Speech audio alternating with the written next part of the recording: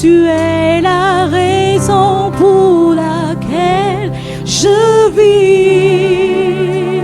Oh, tu es la raison pour laquelle je vis.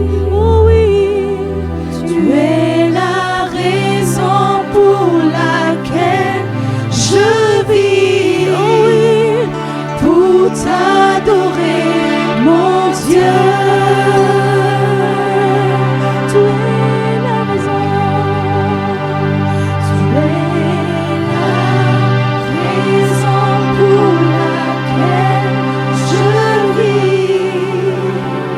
Oh, tu es la raison pour laquelle je vis. Tu es la raison pour laquelle je vis. Pour t'adorer, mon Dieu.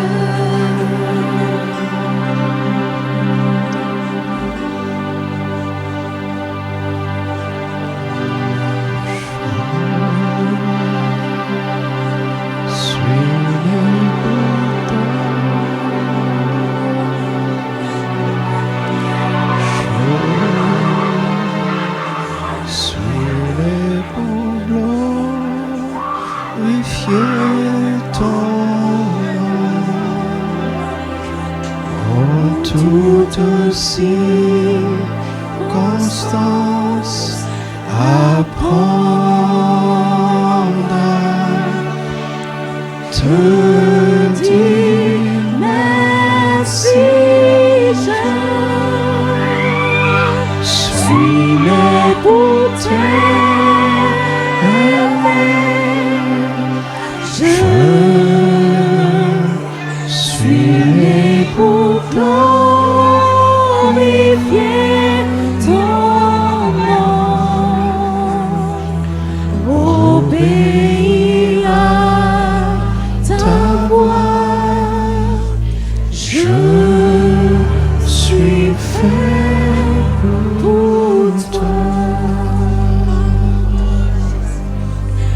Je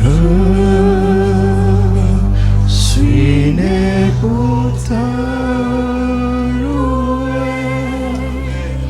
Je suis né Pour t'adorer, mon Dieu, en toute circonstance, apprendre à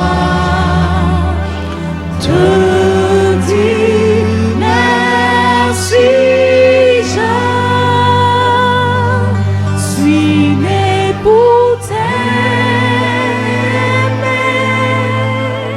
Je suis né pour glorifier ton nom. Obéir à ta voix. Je suis fait pour toi.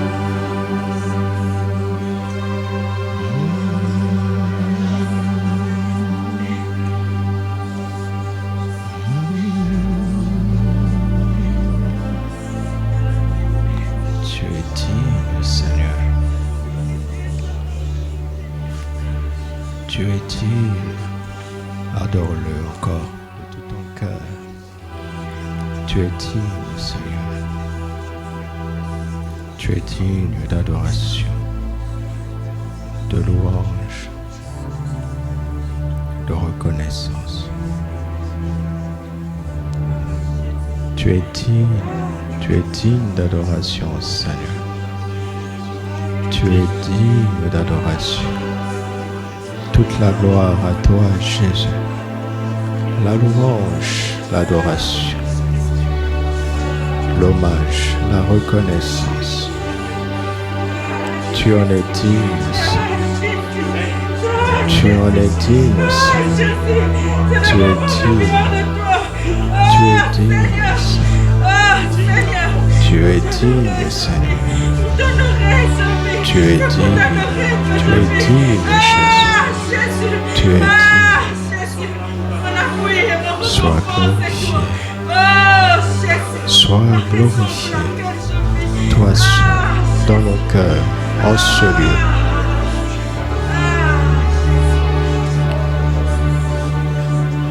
Tu es digne, Seigneur. Tu es digne d'adoration, Seigneur. Tu es digne. Nous jetons nos couronnes à tes pieds. Un seul mérite d'être couronné. C'est toi, Jésus. C'est toi qui es le roi des rois, le Seigneur des seigneurs. C'est toi le seul salut, le seul chemin qui conduit au Père. Tu es la vie, tu es la vérité. Tu es le pain de vie, tu es la parole de vie. Tu es l'agneau de Dieu qui a été immolé pour ôter le péché du monde. Quiconque croit en toi ne sera jamais confus, il ne sera jamais couvert de honte. Tu es le Tout-Puissant. Avec toi, nous n'avons peur de rien. Nous n'avons pas peur du malin, ni de son armée. Avec toi, nous sommes pleins d'espoir, pleins d'espérance, car notre lendemain est entre tes mains. Tu as le contrôle de toutes choses. Nous avons confiance en toi, Jésus. Nous ne sommes pas des religieux, nous sommes tes adorateurs.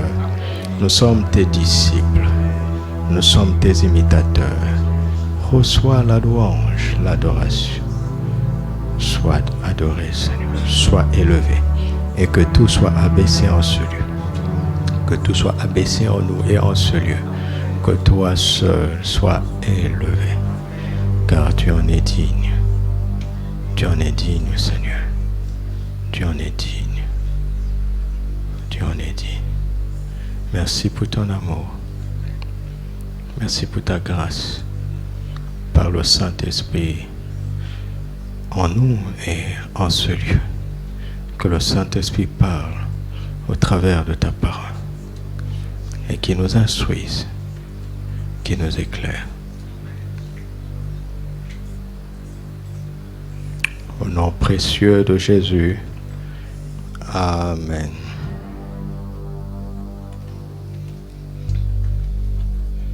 Gloire à Dieu. Gloire à Dieu. Bienvenue dans la présence du Seigneur. J'ai dit bienvenue dans la présence du Seigneur. Amen. Alléluia. Nous continuons notre sujet du réveil de l'homme intérieur.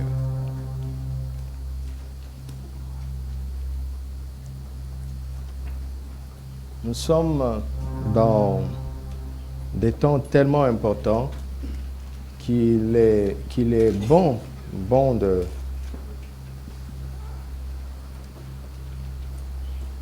d'être très attentif sur la parole de Dieu. Ces derniers jours, je réfléchis beaucoup sur ce que nous vivons. Et je me rends de plus en plus compte combien il est important que le peuple de Dieu connaisse et comprenne la parole de Dieu. Il y a 4 grands problèmes qui sont vraiment des grands défis pour notre génération, tant dans l'Église que dans la société. Il y a le problème du pouvoir ou bien du leadership. Nous sommes dans un temps où il y a une grande crise de leadership. Partout dans les nations, on voit des mouvements où de plus en plus les peuples réclament que leurs dirigeants soient exemplaires, n'est-ce pas? Parce que plus le monde avance, plus on se rend compte que être chef ne veut pas dire en avoir le titre ou bien en avoir la puissance. Mais il faut avoir le caractère et le comportement qui convient. Ça, c'est le premier défi. Nous devons comprendre le monde dans lequel nous nous trouvons et ne pas nous extraire de ce qui se passe autour de nous sous prétexte que nous sommes à l'Église. Jésus a dit que nous sommes dans ce monde, mais que nous ne sommes pas de ce monde, n'est-ce pas? Mais il ne faut pas prendre une seule parole du Seigneur, la pousser à l'extrême. Ça fait de nous des chrétiens déséquilibrés. Jésus nous a dit aussi que nous sommes la lumière du monde, que nous sommes le sel de la terre. C'est notre responsabilité d'éclairer le monde et d'apporter au monde ce dont il a besoin, pas parce que nous sommes spéciaux, mais parce que nous avons quelqu'un de spécial en nous, le Saint-Esprit.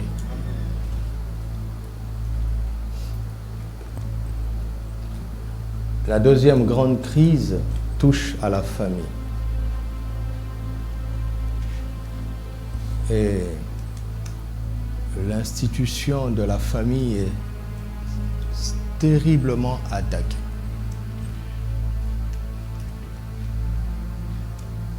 Le mariage entre l'homme et sa femme et la manière dont ils éduquent leurs enfants. La troisième crise touche à l'argent. L'argent est un sujet important dont on ne peut pas se passer. Et nous sommes dans des temps où tout le monde est très regardant sur la manière dont l'on dit les biens publics sont gérés.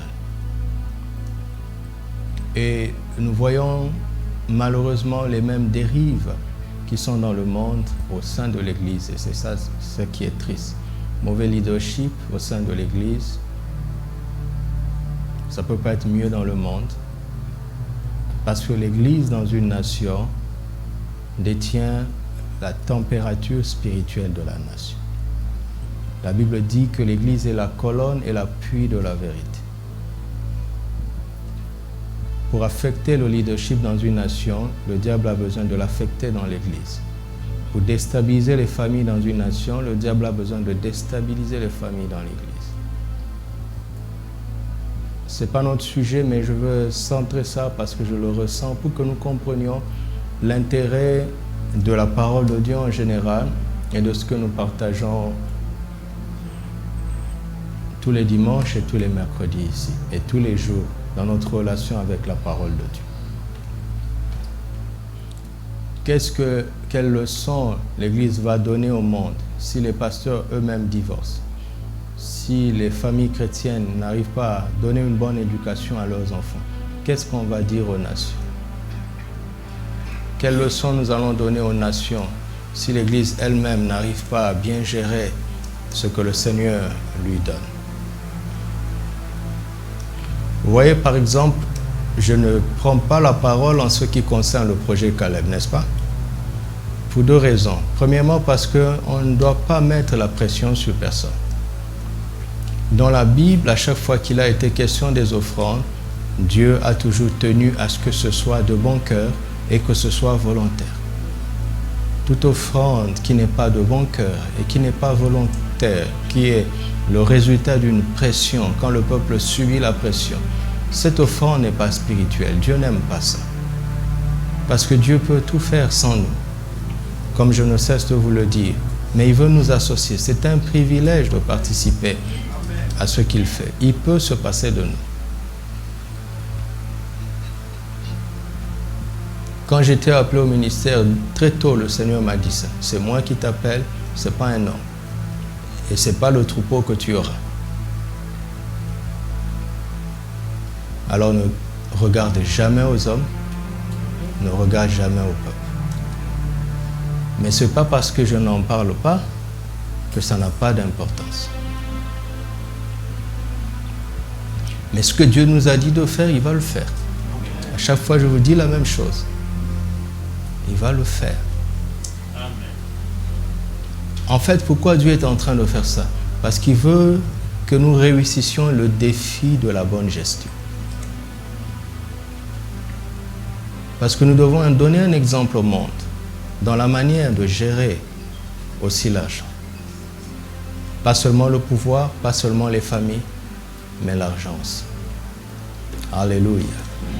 Et le quatrième sujet qui nous donne cette capacité d'être un exemple, c'est le surnaturel. La vie spirituelle dont nous sommes en train de parler. Notre capacité vient de Dieu. Alléluia. Il n'y a pas un autre endroit que dans l'Église où on peut apprendre sur les réalités spirituelles. Il n'y a pas un autre endroit sur terre où on peut enseigner aux hommes et aux femmes à connaître les réalités spirituelles. L'école nous apprend la science, et la science est une bonne chose. La vie de tous les jours nous apprend la vie sociale, la dimension culturelle, la dimension relationnelle. Mais les réalités spirituelles, il n'y a qu'à l'Église où on peut l'apprendre. Pas par du folklore, pas par des choses mystérieuses, mais en ouvrant les Saintes Écritures, parce que Dieu en parle abondamment. Amen. Alléluia.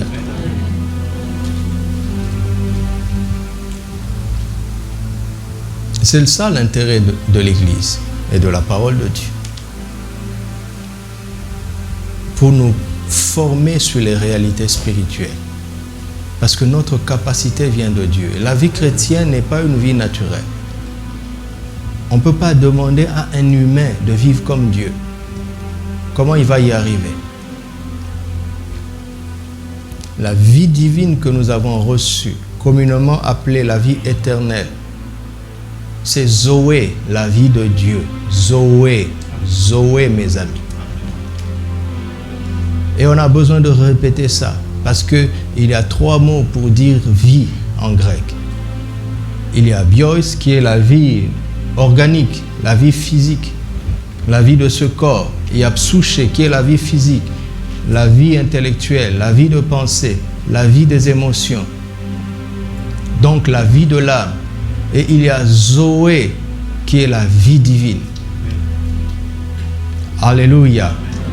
Dieu a tant aimé le monde qu'il a donné son Fils unique, afin que quiconque croit en lui ne périsse point, mais qu'il ait Zoé.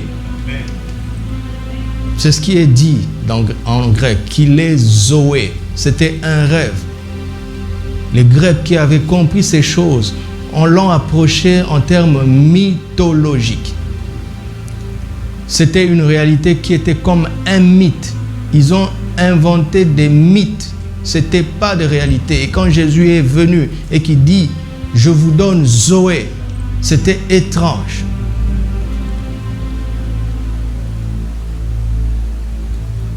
Et ce Zoé-là, nous l'avons reçu par la foi en Jésus. Amen. Mais c'est une vie spirituelle, c'est une vie surnaturelle, c'est une vie qui dépasse la capacité humaine. C'est comme si on demandait à une fourmi de vivre comme un humain. C'est tout simplement impossible. Mais ce qui est impossible aux hommes ne l'est pas à Dieu. C'est le Saint-Esprit qui a emmené la vie de Dieu en nous quand nous avons cru en Jésus. Et nous devons apprendre à le connaître.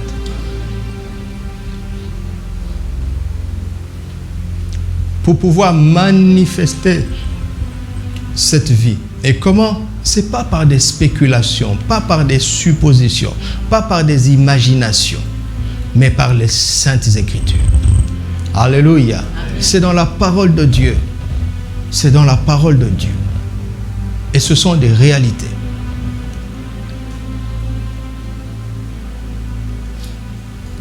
Nous avons vu dimanche dernier qu'il y a l'homme extérieur. Ça veut dire tout ce que vous voyez là. Tout ce que nous voyons, l'homme ou la femme qui est à côté de toi, tout ce que tu considères avec tes yeux, tes 2 yeux, constitue l'homme extérieur.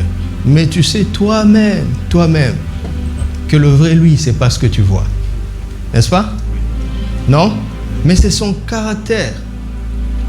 Quelque chose à l'intérieur. Ce qui détermine chacun d'entre nous, ce n'est pas ce que nous sommes en apparence, mais c'est ce que nous sommes intérieurement. C'est notre caractère, c'est l'homme intérieur. C'est cet homme intérieur qui se tiendra un jour devant le trône de Dieu et qui rendra des comptes. À la mort, ce corps ira dans la tombe, mais ce ne sera pas fini pour moi. Le vrai moi, mon homme intérieur, se retrouvera devant le Seigneur et aura à rendre des comptes. Nous devons être conscients de cela. L'homme intérieur. Et la Bible en parle. Alléluia. Nous parlons du réveil de l'homme intérieur. Pourquoi? Parce que pour vivre le surnaturel de Dieu, pour vivre la vie de Dieu, on le vit avec l'homme intérieur grâce au Saint-Esprit. Alléluia. J'ai 2 yeux, j'ai une bouche, j'ai 2 oreilles, j'ai un nez pour sentir. Si je dors, je ne deviens pas aveugle, mais je cesse de voir. N'est-ce pas? Mes fonctions sont suspendues. N'est-ce pas? Elles ne sont pas éteintes, mais elles sont suspendues par le sommeil. Et chaque chrétien doit savoir se situer. Est-il un chrétien réveillé ou bien un chrétien qui dort spirituellement? L'un de moyens de le savoir, c'est de te poser la question si tu es capable de voir avec l'homme intérieur, entendre avec l'homme intérieur, sentir avec l'homme intérieur, écouter avec l'homme intérieur. Et ce n'est pas des spéculations, nous allons le voir dans les Écritures. Parce que les dons spirituels dont nous parlons sont les capacités que le Saint-Esprit donne à l'homme intérieur. À l'homme intérieur.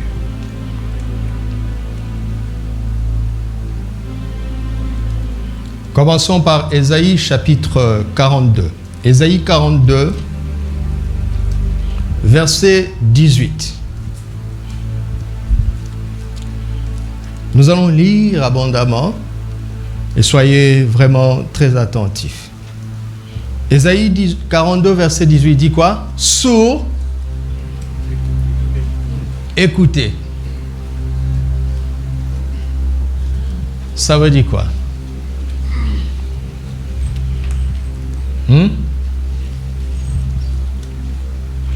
Mais s'il est sourd, ça s'arrête là. Le monde des sons lui est fermé. N'est-ce pas? Parce qu'il est sourd. Réfléchissez un peu.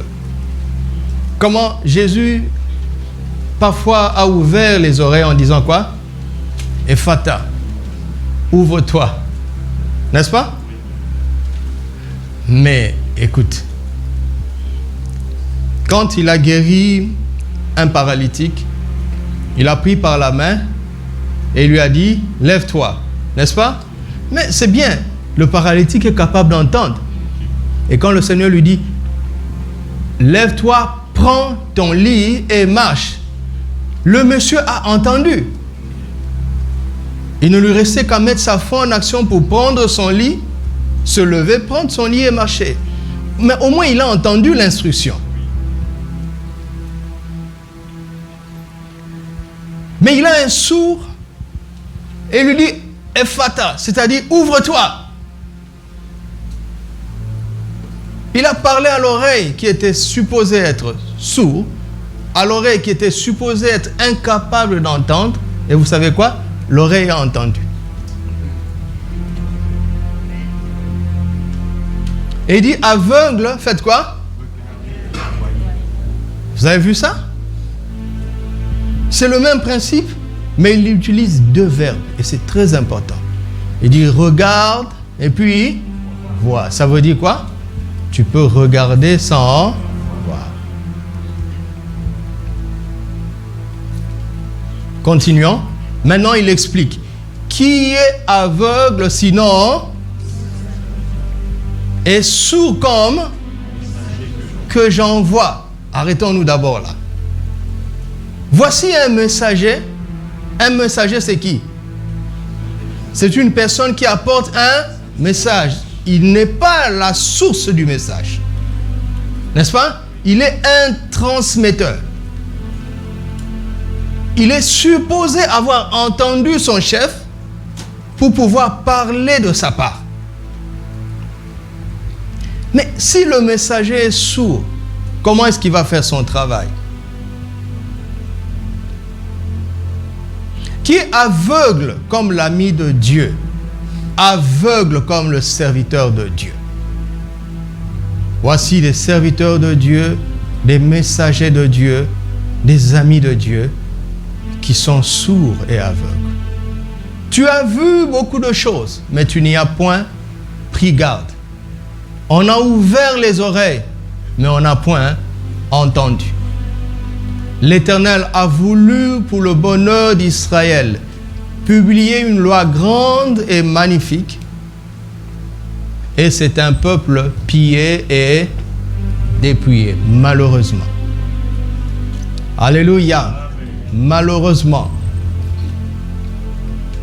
Il a voulu publier sa parole pour le bonheur de son peuple, mais le constat est malheureux, c'est que le peuple à qui ce message a été destiné n'est pas heureux.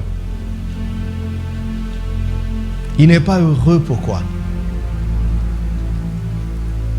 Parce que les serviteurs de Dieu sont sourds, aveugles.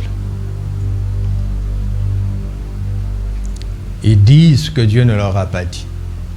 Et ils ne voient pas ce que Dieu leur montre. Et le peuple est conduit dans la direction que Dieu n'a pas prévue pour eux. Et le résultat est alarmant. Mon frère, ma soeur, refuse d'être aveugle spirituellement.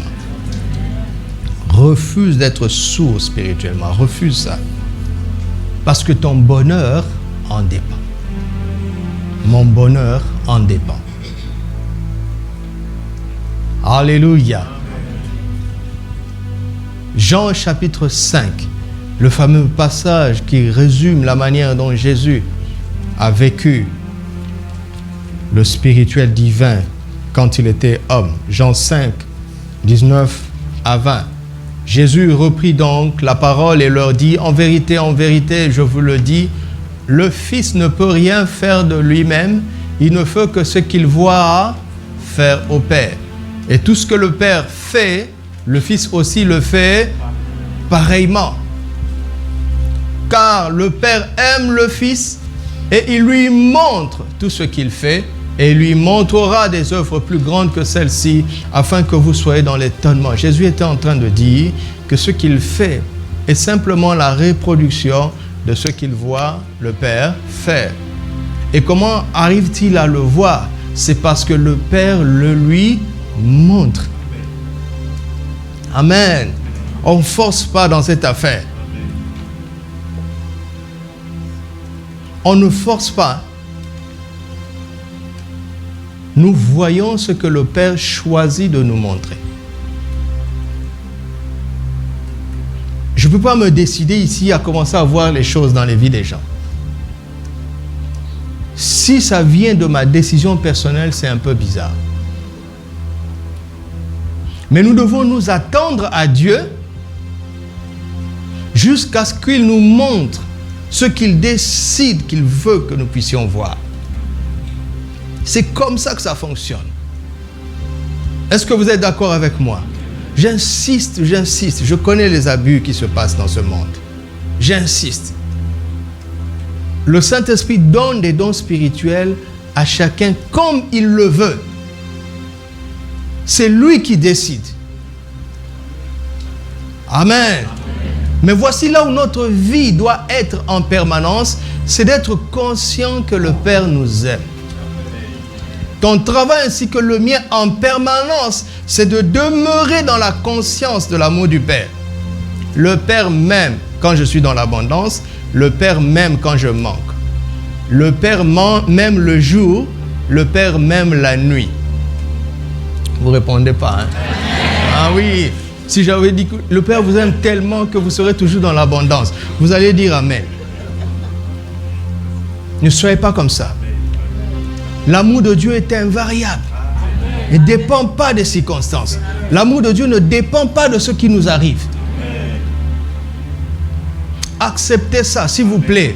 Ne laissez personne vous tromper. Ça ne marche pas comme ça. Jésus n'a jamais dit « Suivez-moi, vous n'aurez plus jamais de problème ». Il y a un frère qui était avec nous ici, qui servait ici, qui ne vient plus à l'église. Je suis allé le voir. Pourquoi? Parce que ça fait des années qu'on lui a parlé. Il n'écoutait pas. Il n'écoutait pas. Il est parti. Bon, je vous dis toujours, un pasteur n'est pas un gourou. Il respecte la volonté des gens. Une église, ça se choisit. D'accord? Une église, ça ne s'impose pas, ça se choisit. Un pasteur, ça se choisit, ça s'accepte. Donc, si quelqu'un choisit de changer d'église, moi, ce qui importe pour moi, c'est que tu aies toujours une église. C'est que tu aies toujours un pasteur. C'est que tu sois toujours en contact avec la parole de Dieu. Je ne veux pas de quelqu'un qui quitte cette assemblée et qui reste dans la nature. Alors, un matin, je priais et j'ai médité sur la parabole de ce berger qui avait 100 brebis, n'est-ce pas?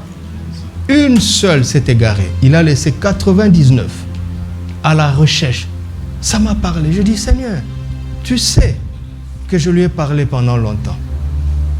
Je ne veux pas le forcer. Le Saint-Esprit n'a rien dit.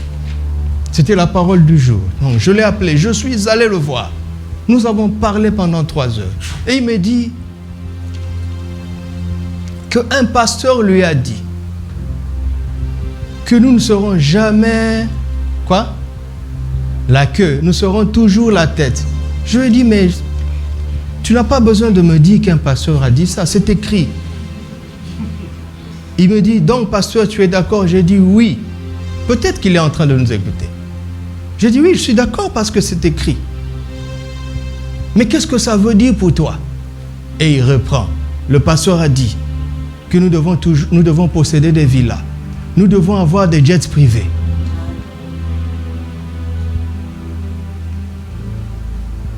Et comme je ne prêche pas ça ici, c'est normal qu'il ne vienne plus. Mais allez demander à ces gens qui sont misérables avec des jets privés.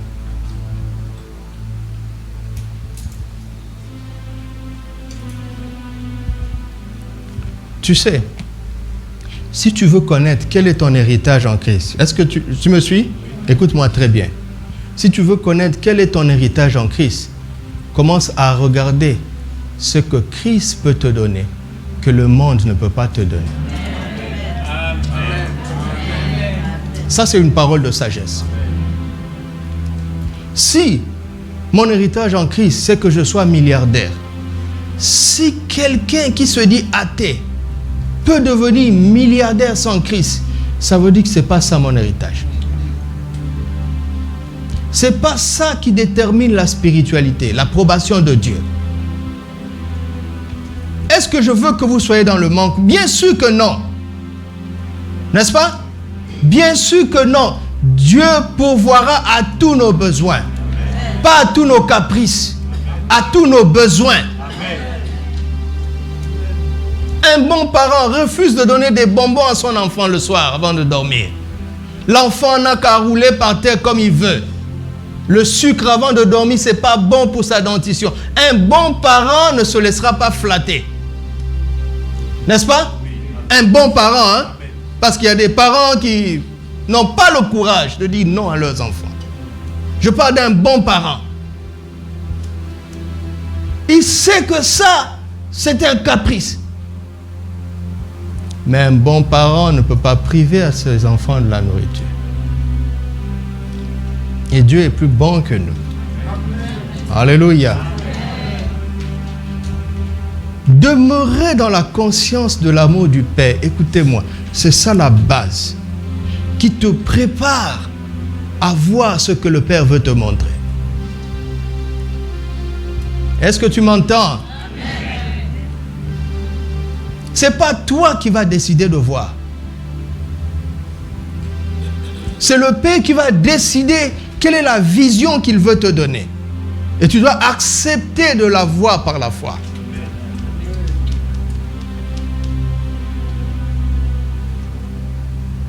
Mais tous les jours, comme Jésus, je mène le combat de la foi pour que rien dans ma vie ne puisse m'amener à douter que le Père m'aime.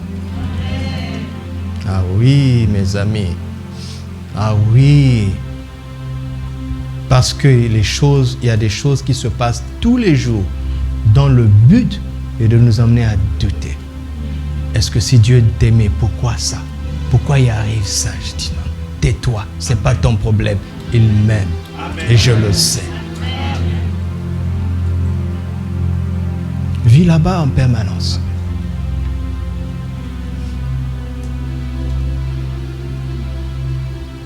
Alléluia. C'est ce que Jésus a fait. Regarde. Quand Jésus a été baptisé, il avait quel âge? Il avait quel âge? 30 ans. Il n'avait pas 12 ans, il avait 30 ans. Ne riez pas, ne riez pas, ne riez pas. Il avait 30 ans. Et la Bible dit, une voix se fit entendre du ciel. Celui-ci est mort. Il parlait à qui? Celui-ci est mon fils bien-aimé. Il parlait à qui? Aux autres. Jésus le savait. Pendant 30 ans, il avait une vie banale. Mais jamais il n'a douté que le Père l'aime. Vous voyez, la première partie là, c'est 30 ans. Vous avez vu ça? Vous n'aimez pas ça.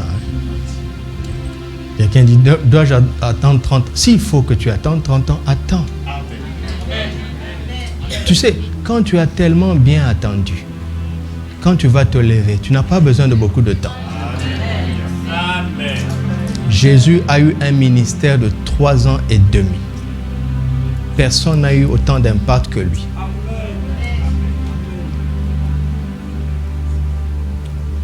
Ne soyons pas prématurés. Et la première qualité de l'amour, c'est la patience. 1 Corinthiens 13. L'amour est patient. À chaque fois que tu deviens impatient, c'est que ton amour a diminué. Tu m'entends? À chaque fois que tu commences à bâiller dans un temps de prière, le problème, ce n'est pas le frère ou la sœur qui n'a pas bien conduit. Le problème, c'est que ton cœur commence à se refroidir. Alléluia. Amen.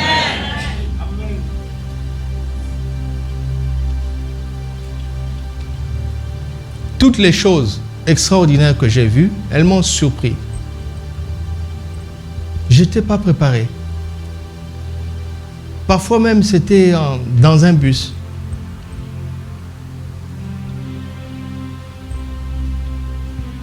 Nous devons savoir qu'est-ce que Dieu attend de nous de faire et qu'est-ce que Dieu va faire, lui, pour qu'il n'y ait pas de désordre, afin que l'homme fasse ce qu'il a à faire et que Dieu fasse ce qu'il a à faire. L'homme ne doit pas faire ce que Dieu doit faire et Dieu ne doit pas faire ce que l'homme doit faire. Alléluia. Amen.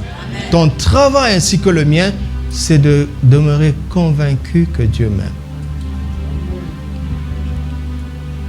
Dis-moi un peu, réponds un peu à cette question toi-même. Qu'est-ce qui prouve que Dieu t'aime? Qu'est-ce qui te prouve? Qu'est-ce qui te prouve?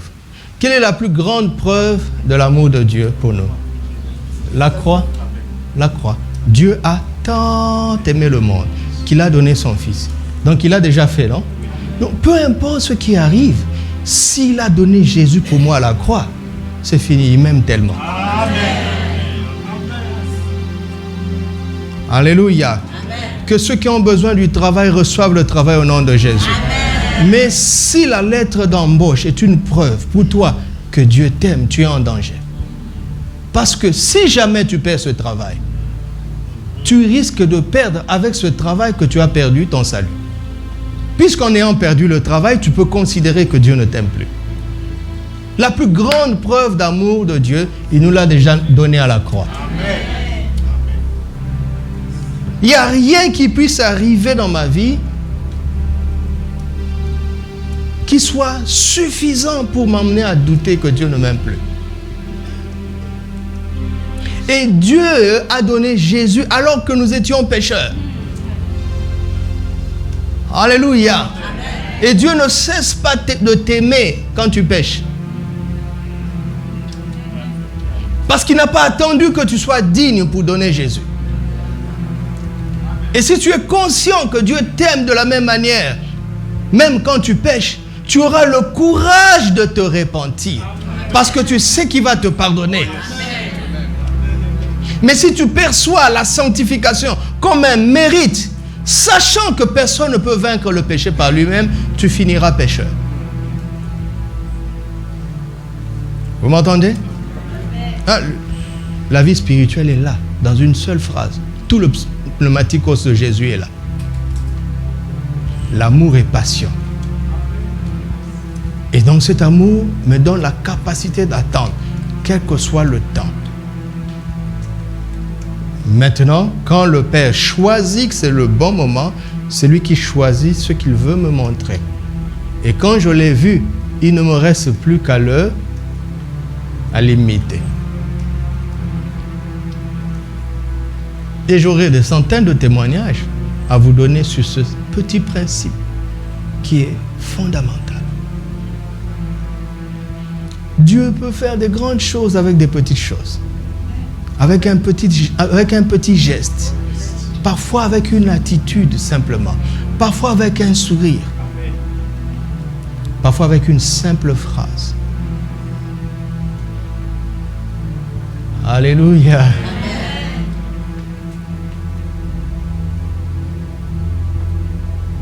Mais le point est celui-ci.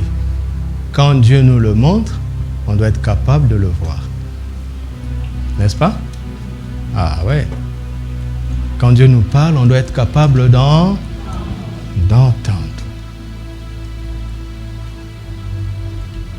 Et pour moi, la Bible n'est pas un livre mystérieux.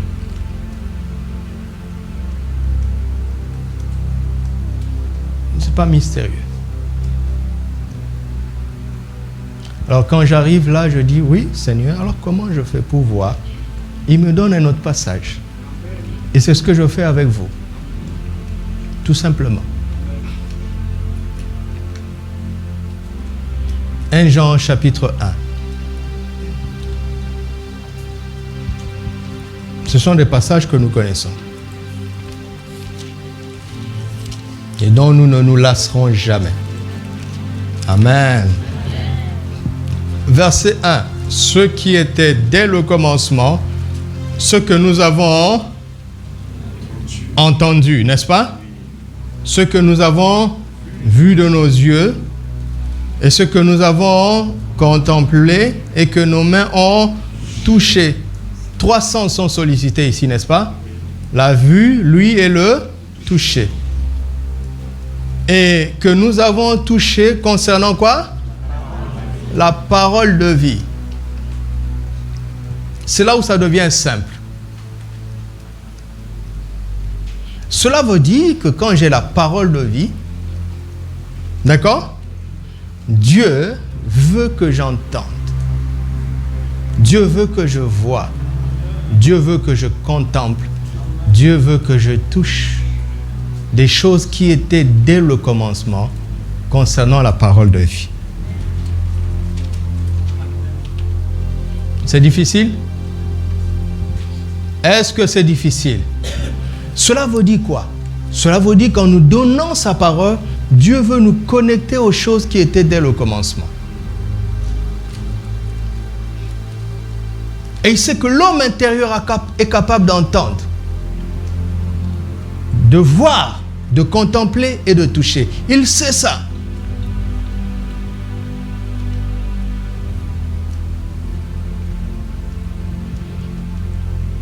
Verset 3. Ce que nous avons vu et entendu, nous vous l'annonçons à vous aussi, afin que vous aussi vous soyez en communion avec nous. Or, notre communion est avec le Père et avec son Fils Jésus-Christ. 1 Corinthiens chapitre 2, versets 9 et 10. 1 Corinthiens 2, 9 et 10. Mais, comme il est écrit, ce sont des choses que l'œil n'a point vues, que l'oreille n'a point entendues, et qui ne sont point montées au cœur de l'homme, des choses que Dieu a. Il a préparé pour qui? Dieu les a déjà préparés, c'est dans le passé. Et il a préparé pour qui? Pour ceux qui l'aiment. Dieu nous les a révélés par qui? Par le Saint-Esprit. Par le Saint-Esprit. Romains chapitre 8, verset 26. Romains 8, verset 26. De même, aussi l'Esprit nous aide dans notre faiblesse, car nous ne savons pas ce qu'il nous convient de demander dans nos prières. Nous ne savons pas. Nous ne savons pas ce qui est convenable de demander. Mais l'Esprit lui-même intercède par des soupirs inexprimables. Et celui qui sonde les cœurs connaît quelle est la pensée de l'Esprit, parce que c'est selon Dieu qu'il intercède en faveur des saints. Nous savons du reste. Amen. Regarde, quelqu'un qui ne savait pas, qui finalement sait. Au début, nous ne savons pas. Finalement, nous savons. Ça veut dire quoi? Entre nous, nous ne savons pas et nous savons, le Saint-Esprit a travaillé. C'est pour ça que je vous dis, ne vous précipitez pas à demander quelque chose dans la prière. Précipitez-vous plutôt à adorer.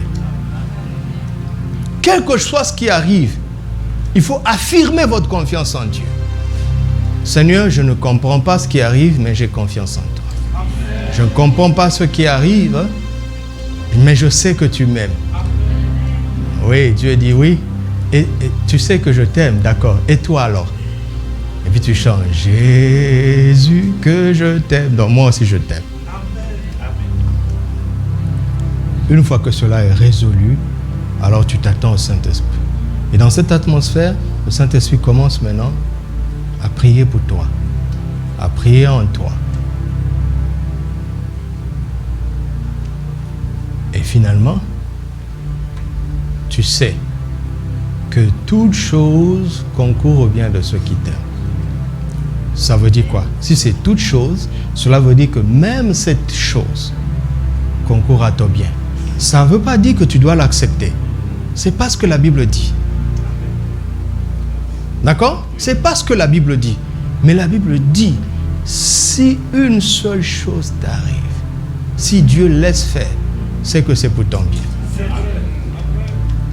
Donc tu acceptes, tu es d'accord que cela va concourir à ton bien. Mais ne sois pas pressé de quitter ton lieu de prière.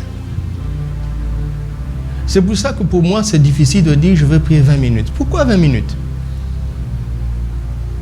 Pourquoi 20 minutes?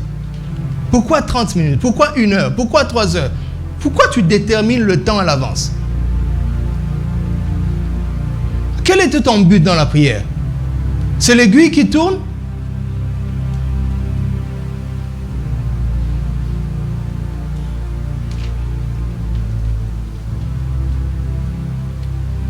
Comment est-ce qu'on sait qu'on doit arrêter?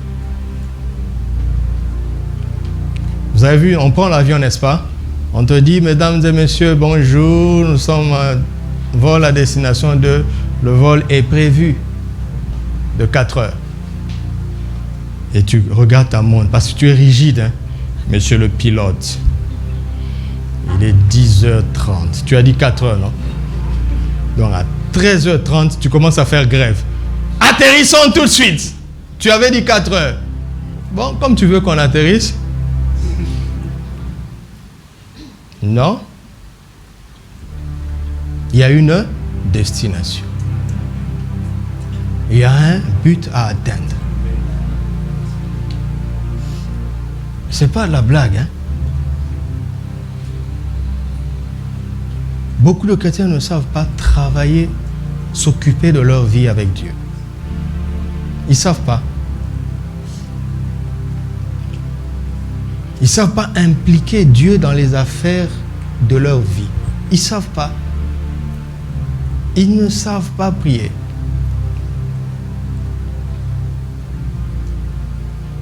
Souvenez-vous que le but, c'est que nous ne savions pas ce qui nous convenait de...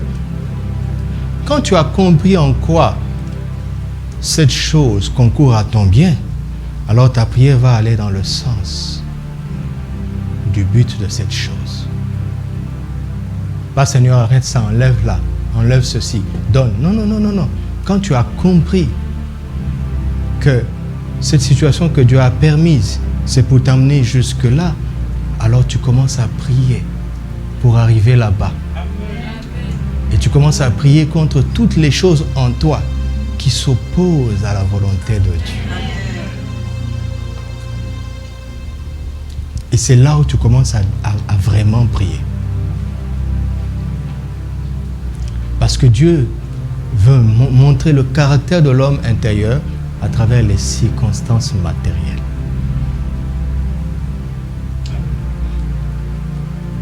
C'est difficile pour moi de dire, Seigneur, donne-moi 500 dirhams.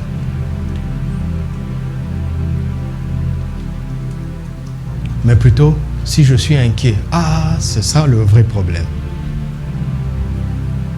Ou bien, si je suis dans une situation où je manque, c'est ça le vrai problème. Qu'est-ce qui a fait que je n'ai pas anticipé?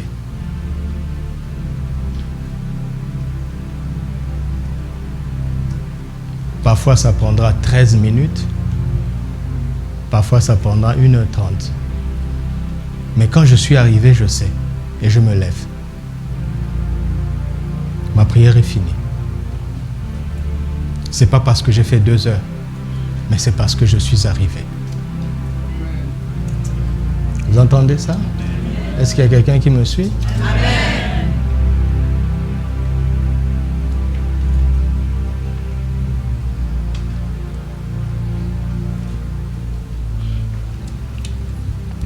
Dieu, dans la Bible, a entraîné ses serviteurs à voir et à entendre. Regardons avec Jérémie. Jérémie chapitre 1. Parce que dans la vie, tout s'apprend.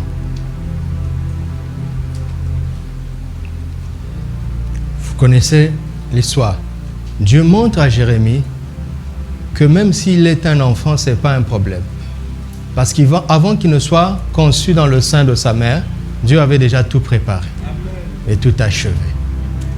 Ok? Maintenant, quand il juge que le moment est venu pour que le jeune homme commence à faire ce qu'il avait prévu d'avance, il lui dit ça pour enlever d'abord la peur. Il dit, ne dis pas, je suis un enfant. Et il encourage. Donc, il lui apprend la foi, n'est-ce pas? Il dit, ne t'inquiète pas, ne parle plus comme ça. Parle maintenant le langage de la foi. Ouais, il commence à lui parler, entraîner Jérémie à parler comme lui. N'est-ce pas? Alléluia. Il commence à entraîner, il dit, dans mon royaume, on ne dit pas qu'on est un enfant. Parce que si Dieu te dit, fais ça, ça suffit déjà. La simple phrase suffit. C'est une information pour te dire que Dieu voit que tu es prêt pour le faire. Je dis si c'est Dieu qui le dit. D'accord? Si c'est Dieu qui le dit, il sait que tu es prêt. Donc ne lui lance pas des arguments. Tu n'as rien à lui apprendre. Jérémie dit à Dieu, mais je suis un enfant. Est-ce que Dieu ne sait pas qu'il est un enfant? Est-ce que Dieu ne connaissait pas son âge? Il dit, alors ne parle pas comme ça, ne dis pas ça. Oui, il commence à lui apprendre à parler autrement, à parler le langage de la foi, à penser comme lui. Il entraîne le jeune homme. Il est fils de sacrificateur. Mais son père ne lui a pas appris ça. Il est fils de sacrificateur. Mais son père ne lui a pas appris que Dieu avait un plan pour lui. Il était dans la routine religieuse comme son père a hérité de la routine religieuse. Mais ce n'est pas ça qui change la vie de quelqu'un. Alors Dieu lui-même vient s'occuper de Jérémie. Et il fait de cette séquence les Écritures pour que cela nous instruise. Donc à cause de Jérémie 1, Dieu n'a plus besoin de t'apparaître comme à Jérémie. et de refaire avec toi ce qu'il a fait avec Jérémie. Pourquoi? Parce que tu as l'écriture. Tu comprends ça? Donc après avoir appris le jeune homme à parler la parole de Dieu, après avoir appris au jeune homme la vie de la foi, il va maintenant l'entraîner à la manière de voir. Regardez, il lui dit, que vois-tu? Verset 11. La parole de l'Éternel me fut adressée en ces mots. Que vois-tu, Jérémie? Jérémie répondit, je vois une branche d'amandier. Et l'Éternel me dit, tu as bien vu, car je veille sur ma parole pour...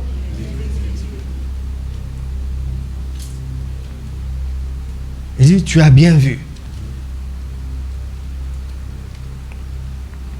Verset 13. La parole de l'Éternel me fut adressée une seconde fois en ces mots. Que vois-tu? Je répondis, je vois une chaudière bouillante du côté du septentrion. Et l'Éternel me dit, c'est du septentrion que viendra la calamité. Ça veut dire quoi? Qu'est-ce que Dieu est en train de faire? Il lui propose une vision. Le jeune homme arrive à la voir et lui donne l'explication. Amen. Amen. Alors maintenant, écoutez-moi très bien. Toute la vie que nous menons, tout ce que nous pouvons faire, nous l'avons appris de quelqu'un.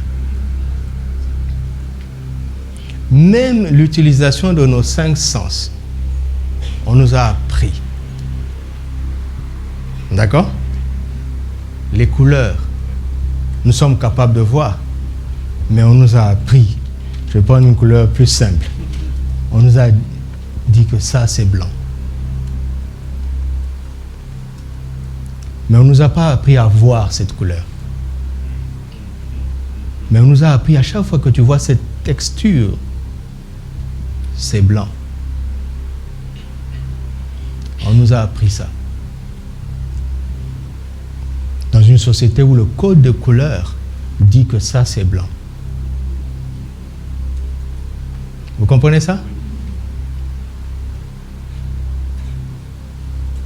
Je vais vous donner un autre exemple. À un moment donné, nous avons reçu un cousin, j'étais encore très jeune. Il venait tout droit du village. Et il est venu chez nous.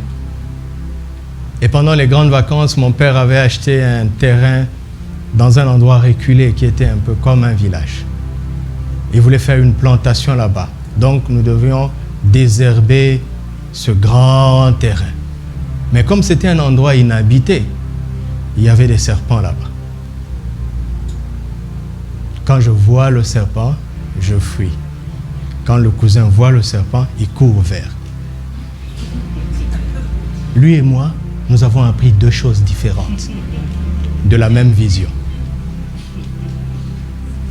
Et il me répétait toujours, c'est le serpent qui fuit l'homme. C'est pas l'inverse. Je dis, c'est bien, c'est vrai. C'est ça. Oui, c'est ça. Et il disait toujours, le serpent ne peut te mordre que si tu lui marches dessus. Alors il se retourne pour te mordre. Et pour lui, il dit, c'est l'instinct de défense. Il dit, le serpent ne peut pas avoir un gros pied et le poursuivre pour le mordre. Pourquoi? Il dit, le serpent ne va que vers ce qui le nourrit. Ça, c'était son apprentissage. Et je lui disais toujours, oui, c'est ça. Il a appris ça. Vous comprenez? Il a appris. Le serpent ne lui inspirait pas la peur. Il a appris ça. Donc, tout dépend du milieu où tu as évolué. Est-ce que vous m'entendez? Amen. Maintenant, si quelqu'un naît de nouveau, il ne peut voir le royaume de Dieu. Nous sommes nés dans le royaume de Dieu. Nous devons maintenant apprendre les sentiments qu'on ressent dans le royaume, selon ce qu'on voit. Dans le royaume, la tempête ne fait pas peur. Jésus n'avait pas peur. Mais en dehors du royaume, dans le monde, la tempête faisait peur aux pécheurs. Dans le royaume, que quelqu'un marche sur l'eau, ce n'est pas un fantôme. Dans le royaume, il n'y a pas de fantôme. Mais dans le monde des pécheurs, il y a des fantômes.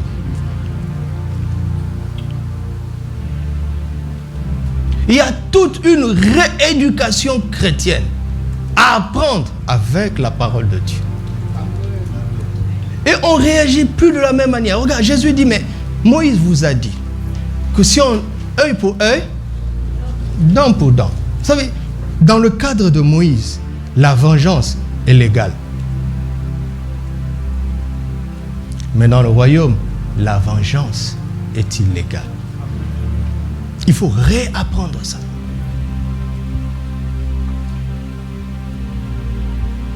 Dans certaines cultures, quand quelqu'un te parle fort et tu réponds avec douceur, tu es faible. Et si tu ne comprends pas les codes de ce milieu-là, les gens vont te mépriser. Mais dans le royaume, quand quelqu'un t'insulte et que tu réponds par l'insulte, tu es faible. Dans le royaume, ceux qui possèdent la terre, on les appelle les débonnaires. Ils se battent tellement pas que c'est comme ça qu'ils gagnent la terre.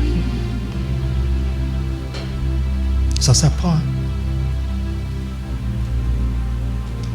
Et ce sont des âmes puissantes de l'amour qui brisent l'orgueil des gens. Mais dans le cadre du royaume. Alléluia. Il y a quelques années, quand le tsunami est arrivé vers la Malaisie là-bas, après que tout soit passé, ils se sont rendus compte que les aborigènes, la plupart des aborigènes, ne sont pas morts. Alors quelqu'un est allé faire les investigations.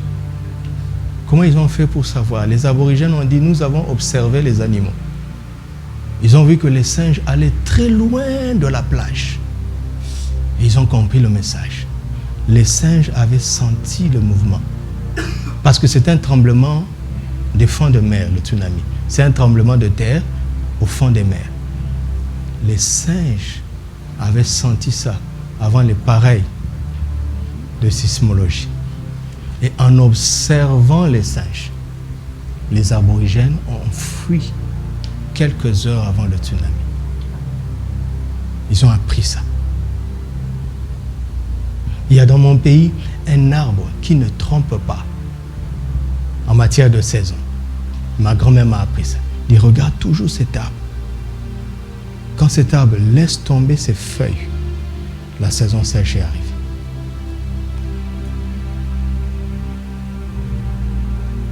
Ça ne trompe pas. Le temps du printemps peut arriver, le 21, je ne sais quand. Mais regarde les herbes, tant qu'ils n'ont pas fleuri, peu importe ce 21-là. N'est-ce pas? Il faut apprendre à regarder et à voir. Oui, tu peux regarder et tu sais que la saison a changé. Mais on dit, mais ce n'est pas encore le 21. J'ai vu. Et tu as de l'avance sur les gens. C'est de ça qu'on est en train de parler.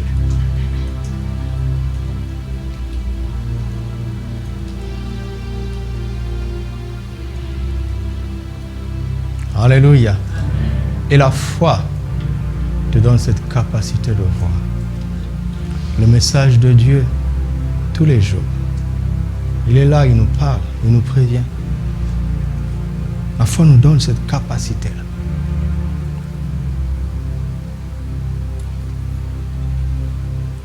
Amen. J'ai passé beaucoup de temps dans le fait de voir.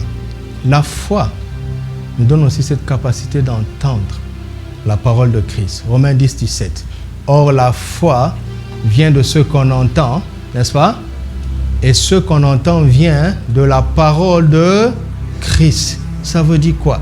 Ça veut dire que tant que tu n'as pas entendu la parole de Christ, tu n'as pas encore la foi.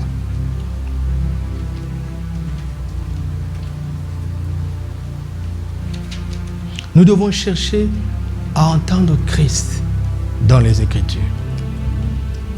Parce que c'est lui qui est l'auteur et le perfectionneur de la foi. C'est lui qui suscite la foi. Il dit, dis seulement une parole et mon serviteur sera guéri. Seigneur, nous avons péché toute la nuit sans rien prendre, mais sur ta parole, je jetterai le filet.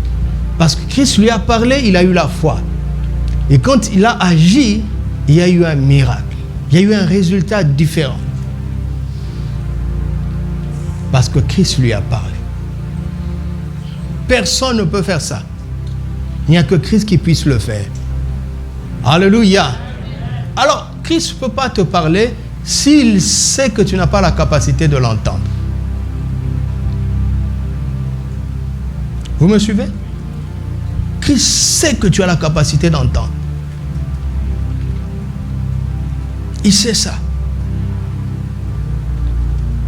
Et souvent, nous sommes saturés de tellement de bruit. Un jour, j'ai écouté un enseignement qui m'a vraiment beaucoup touché. Jusqu'à ce que j'écoute cet enseignement, on me disait toujours, enfin, ce que je savais, c'était, il faut éviter de trop entendre tout ce qui se dit autour pour trouver le calme et entendre parler Christ. Et ce jour-là, le prédicateur a mis l'accent sur les bruits qui sont dans nos têtes, nos propres pensées. N'est-ce pas? Si on pouvait inventer une machine qui peut amplifier les bruits qui sont dans nos têtes. Il y a des gens qui vivent dans une ambiance d'un stade. Oui, oui.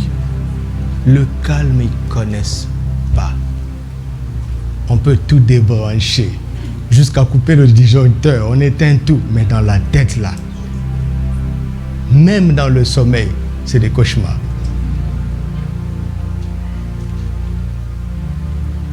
Ils n'ont pas la paix. La paix. Et ça, la voix du Saint-Esprit est tellement douce qu'elle ne peut pas être captée dans ce vacarme intérieur. Parce qu'ils n'ont pas la paix. C'est pour ça que le Seigneur insiste. Oui, on doit s'asseoir pour trouver la solution au problème. Mais arrête d'abord de t'inquiéter. Tu ne peux pas m'écouter dans ce bruit-là. Arrête d'abord de te soucier. Mais après, on va s'asseoir pour y travailler. Mais si tu es rempli de soucis, rempli d'inquiétude, même si je te parle, tu ne peux pas entendre. Vous m'entendez? Je vous parle de la vie. Je vous parle de la vie. Je vous parle de ce que j'ai appris. Je vous parle de comment je fais tous les jours.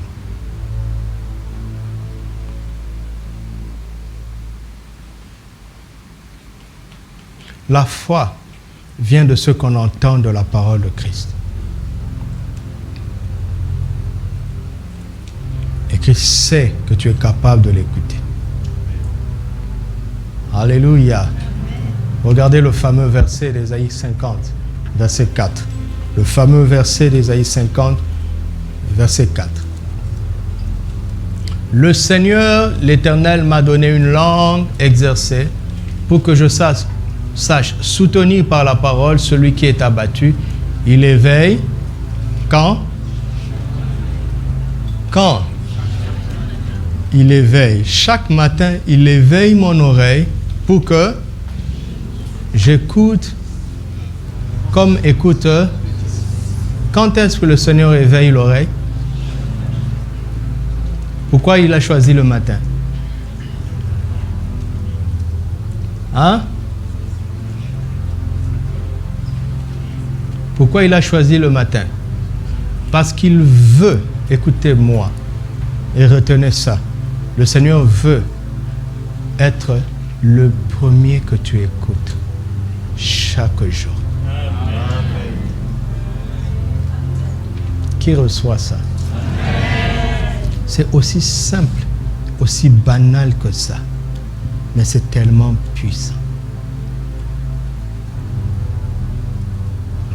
Je ne vous prêche pas le culte matinal. Ça, c'est la religion. Je vous prêche la vie telle que Dieu le conçoit. Parce que s'il parle en deuxième ou en troisième position, il y aura un conflit entre ce que tu as déjà entendu avant et ce qu'il vient de te dire. Vous m'entendez? Il y aura un conflit.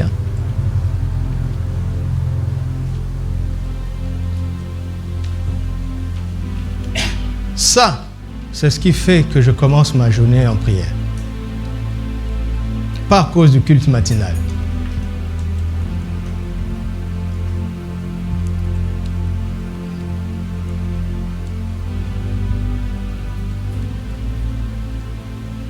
Il sait mieux que personne tout ce qui va arriver dans la journée, les gens que tu vas rencontrer, les choses auxquelles tu vas faire face. Il est capable, avec une seule phrase, de te donner tout le bagage qu'il faut pour traverser la journée. Alléluia.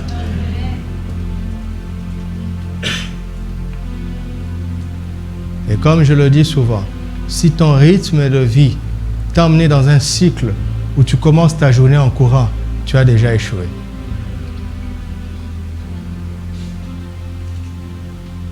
C'est difficile ce que je dis?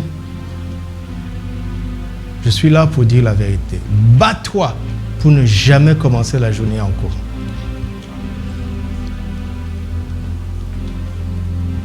Si tu dois quitter à 10 heures, commence ta journée avant. Si tu dois quitter à 6 heures, commence à 5 heures. Si tu dois quitter à 4 heures, commence à 3 heures. Si tu dois quitter à 2 heures, commence à 1 heure. Peu importe, commence en l'écoutant.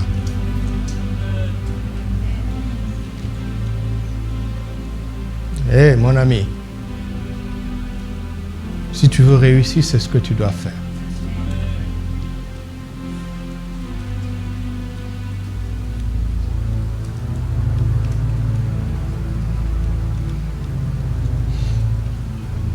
Je vais vous donner un exemple. Vous savez, la présence de Dieu et la parole de Dieu réveillent nos sens spirituels.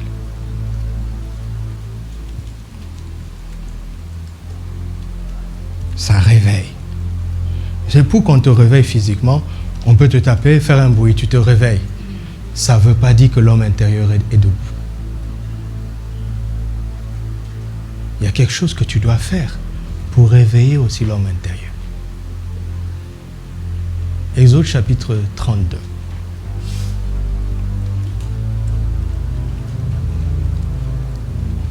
Versets 15 à 18. Moïse descendit, retourna et descendit de la montagne, les 2 tables du témoignage dans sa main. Les tables étaient écrites des 2 côtés. Elles étaient écrites de l'un et de l'autre côté. Les tables étaient l'ouvrage de Dieu et l'écriture était l'écriture de Dieu gravée sur les tables. Arrête-toi là. Nous savons qu'ici, Moïse vient de passer 40 jours et 40 nuits dans la présence de Dieu, n'est-ce pas? Mais on insiste que quand il descend, il a dans ses mains l'écriture. N'est-ce pas? Il a passé beaucoup de temps dans la présence de Dieu. Et retenez ça. Mais il sort de la présence de Dieu. Pas avec le souvenir de la nuée. Pas avec le souvenir de la paix. Mais il sort de là avec quoi? L'écriture. Oh mes amis, oh mes amis. Oui, le souvenir de la gloire qu'il a vue, de la nuée qui était physique, de la paix, tellement étrange que tout son organisme a été suspendu pendant 40 jours et 40 nuits. Plus de faim, plus de sommeil, plus de fatigue. Mais après, il faut continuer la vie, n'est-ce pas? Et Moïse sort de ces moments glorieux avec l'écriture. Voici maintenant un homme qui a le 2. L'expérience de la présence de Dieu qui aboutit à la possession de l'écriture. Regardez la différence que ça va marquer dans sa vie. Verset 17. Josué entendit la voix du peuple qui poussait des cris. Et il dit à Moïse, il y a un cri de guerre dans le camp. Moïse répondit, ce n'est ni un cri de vainqueur, ni un cri de vaincu, ce que j'entends. Pas ce que tu entends. Pas ce que nous entendons. Mais moi, ce que j'entends, c'est la voix des gens qui chantent. Question, peut-on confondre les chants avec des cris de guerre?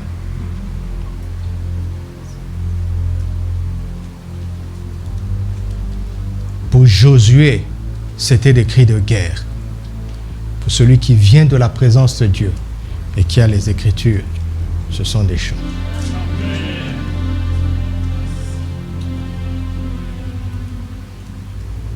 Qu'est-ce que ça veut dire? Tu peux entendre des cris de guerre qui envoient un message menaçant, mais quand tu viens de la présence de Dieu et que tu as l'Écriture, tu vois des petits chanteurs.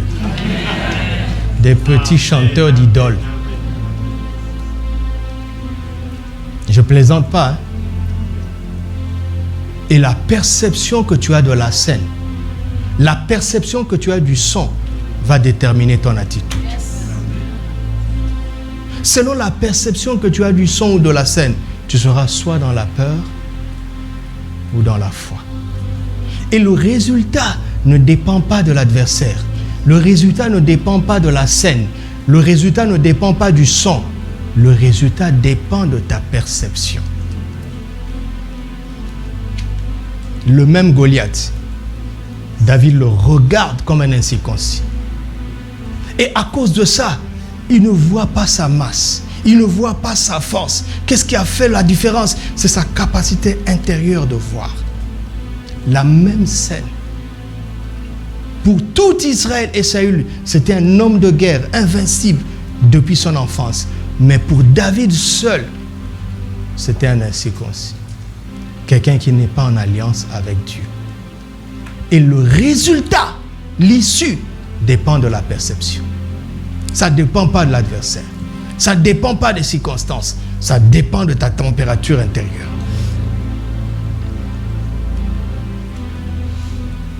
Qui a saisi ça?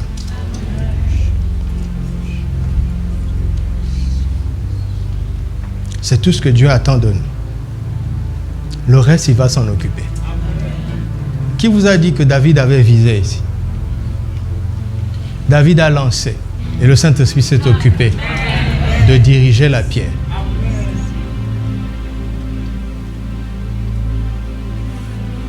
Vous avez vu, non? Il avait pris 5 pierres. Il savait qu'il était capable de rater la cible. Il avait pris des précautions. Parce que selon sa capacité naturelle, il peut manquer la cible. Mais quand le Saint-Esprit a pris cette petite pierre, il a dirigé et lui a donné une force surnaturelle. C'est aller là où il fallait pour qu'il n'y ait plus match. Ça dépend de notre foi. Et croyez-moi, mes amis, ça, c'est pas un jeu. Ce n'est pas des discours pour vous exciter. C'est la stricte vérité.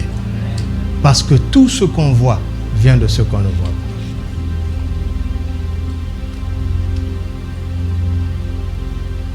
pas. Amen. Amen.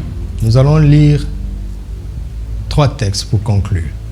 Commençons par la prière de Paul. Éphésiens 1. Pourquoi c'est lui qui a prié comme ça pour nous? Éphésiens 1, verset 15 à 19. C'est pourquoi, moi aussi, ayant entendu parler de votre foi au Seigneur Jésus et de votre amour pour tous les saints. Ici, on prie pour les gens qui ont déjà foi. Nous avons foi en Jésus, n'est-ce pas? Et nous devons valider la deuxième condition. Est-ce que nous aimons tous les saints, tous les enfants de Dieu? Nous devons aimer tout le monde. Alléluia. Quelles que soient les églises, quelles que soient les dénominations, si quelqu'un croit en Jésus, il est mon frère. C'est un saint. Ce n'est pas l'église qui sanctifie, c'est Christ qui sanctifie. Quelle que soit sa dénomination, quel que soit le nom de l'église où il va, tout ça, ça va rester. Est-ce qu'il croit en Jésus? C'est un saint. alors je dois l'aimer. Verset 16. Je ne cesse de rendre grâce pour vous, faisant mention de vous dans mes prières, afin que le Dieu de notre Seigneur Jésus-Christ, le Père de gloire, vous donne un esprit de sagesse et de révélation dans sa connaissance, qu'il illumine les yeux de vos cœurs, afin que vous sachiez. Il demande que Dieu illumine quoi? Pas les yeux de nos têtes, mais les yeux de nos cœurs. Il est conscient. Il est conscient de cette réalité. Qu'est-ce qui a fait ça? C'est parce qu'il a commencé sa vie comme ça. Actes chapitre 9. Il était en train de tuer les chrétiens. Actes chapitre 9, je commence au verset 3. Comme il était en chemin et qu'il approchait de Damas, tout à coup, une lumière venant du ciel resplendit autour de lui. Il tomba par terre et il entendit une voix qui lui disait « Saul, Saul, pourquoi me persécutes-tu » Il répondit « Qui es-tu, Seigneur » Et le Seigneur dit « Je suis Jésus que tu persécutes. Il te serait dû de regimber contre les aiguillons. » Tremblant et saisi de froid, il dit « Seigneur, que veux-tu que je fasse ?» Et le Seigneur lui dit « Lève-toi, entre dans la ville et on te dira ce que tu dois faire. » Les hommes qui l'accompagnaient demeurèrent stupéfaits. Ils entendaient bien la voix, mais ils ne voyaient personne. Verset 8. Saul se releva de terre, et quoique ses yeux fussent comment? Il ne voyait. Ah! Vous savez, pour que nous puissions voir avec nos yeux, nous avons besoin de la lumière. N'est-ce pas? Mais il est une lumière, celle du Seigneur.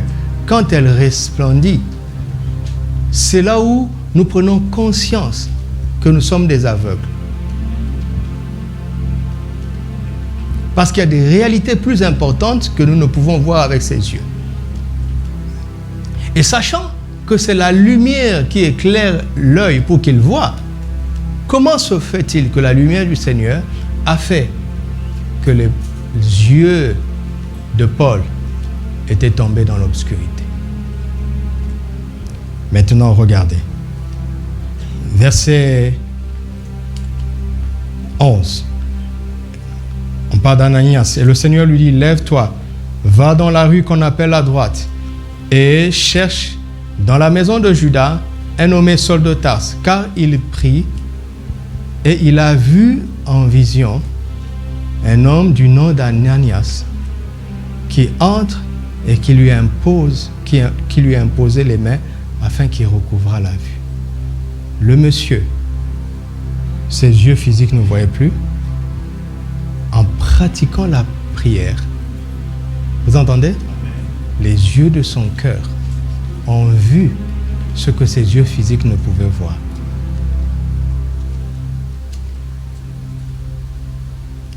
C'est pour ça qu'il prie pour nous, pour que nous vivions la même chose. Alléluia. Amen. Maintenant, regardez, quand on dit « nous ne savons pas ce qui nous convient », Paul est devenu aveugle. Il prie et il voit une vision que Ananias vient et va lui imposer les mains. Donc Paul sait que cette cécité-là est temporaire. N'est-ce pas? Qu'est-ce qui lui resterait de faire comme prière? Ce n'est pas « Seigneur, ouvre-moi les yeux », mais « Seigneur, permets qu'Ananias vienne ». Tu imagines si tu ne sais pas ça, « Seigneur, ouvre-moi les yeux, ouvre-moi les yeux ». Quelqu'un comprend ça?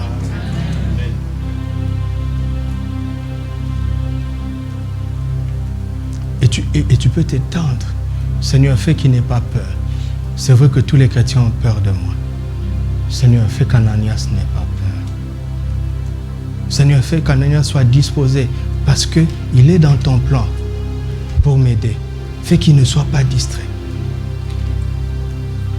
Tout ce qu'il n'aurait jamais dit s'il n'avait pas la vision.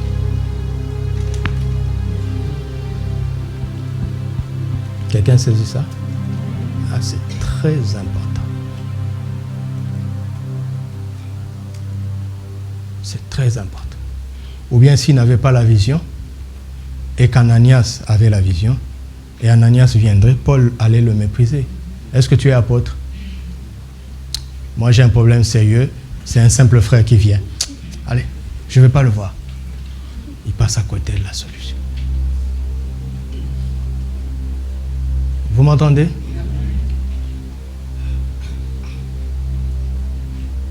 J'ai reçu un frère ici qui m'a donné un témoignage extraordinaire. C'était un garçon de rue dans un pays d'Afrique. Son père les avait abandonnés et lui s'est retrouvé dans la rue. Il était rempli de révolte. Il est devenu un garçon de rue violent. Et un jour, quelqu'un lui a présenté l'évangile. Il était tellement désespéré et il sentait qu'aussi continue comme ça, il va mourir dans les jours qui suivent. Il était tellement désespéré, déprimé et violent. Il savait que soit il va se tuer, soit il va tuer quelqu'un. Et dans ce temps-là, quelqu'un lui a parlé de Jésus. Et la personne est partie. Et il dit, une nuit, il était dans la rue. Il dit, Jésus, si tu es vraiment le Jésus dont on m'a parlé, sors-moi de là. Et il dit, il se réveille le matin. Il a eu une idée. Il faut qu'il devienne chauffeur de taxi. Il n'a pas de permis, il ne sait pas conduire. Alors, il a une idée comme ça. Il va dans une auto-école, il leur propose un deal. Il leur dit, faites-moi travailler à crédit jusqu'à ce que j'ai mon permis. Et entre-temps, je vais faire le garçon de ménage, le garçon de course. Ça, c'est gratuit. C'est juste pour que vous m'acceptiez. Mais quand j'aurai mon permis, je veux devenir taximène et je veux vous rembourser l'intégralité du montant. Mais entre-temps, tous les travaux de ménage qu'il faisait, c'était gratuit. Le monsieur l'a regardé et le monsieur a accepté.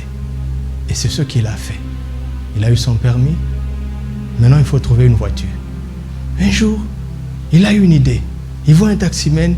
Il lui dit, nous allons faire ceci. Tu travailles tous les jours, n'est-ce pas? Mais laisse-moi de midi à 18h. Tout ce que je veux avoir comme recette, c'est pour toi. Toi, tu me donnes seulement ceci, un petit reliquat. Et il ne sait pas pourquoi. Le monsieur a accepté. Et c'est comme ça qu'il est devenu taximène.